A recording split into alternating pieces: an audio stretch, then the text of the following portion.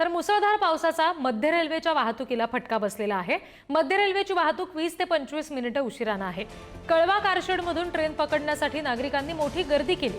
प्रवाशांचा कळवा ते ठाणे रेल्वे ट्रॅकवरून प्रवास यावेळी पाहायला मिळाला। ही दृश्य बघतोय आपण।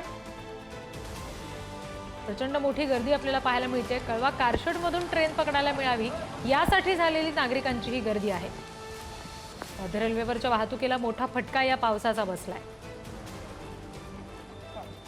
आणखी तपशील घेऊया। प्रतिनिधी निकेश शार्दूल आपल्याशी जोडले गेलेत त्यांच्याकडून।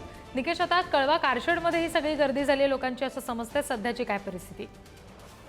नक्कीच मुंबईप्रमाणे ठाण्यात देखील आज पावसाचा जोर जो आहे तो कायम आहे आणि याचाच फटका जो आहे तो रस्ते वाहतुकीप्रमाणे रेल्वे वाहतुकीवरती देखील पडलेला पाहायला मिळतोय। ठाणे आणि कळवा रेल्वे ट्रॅकच्या दरम्यान पाणी साचायला सुरुवात झालेली आहे। त्यामुळे मध्य रेल्वे जे आहे ते 20 ते 25 मिनिटे उशिराने धावत असल्याने कळवा रेल्वे स्थानक असेल किंवा ठाणे रेल्वे स्थानकामध्ये रेल्वे प्रवाशांची मोठी गर्दी होताना पाहायला मिळते। त्यातच जे चाकरमानी आहेत त्यांना रेल्वे पकडण्यासाठी त्यांनी जे आहे ते आता कळवाचे जे रेल्वेचं कारशेड आहे त्या ठिकाणी रेल्वे प्रवाशांनी गर्दी केलेली पाहायला मिळते। तर काही रेल्वे प्रवाशांनी जे आहे ते रेल्वे ट्रॅकवरनं ठाणेच्या दिशेने जाण्याचा मार्ग जो आहे तो अवलंबलेला पाहायला मिळतोय।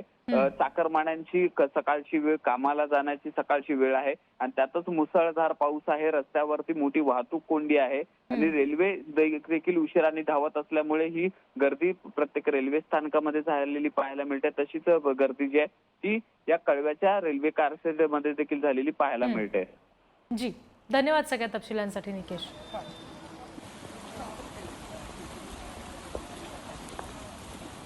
Thank you.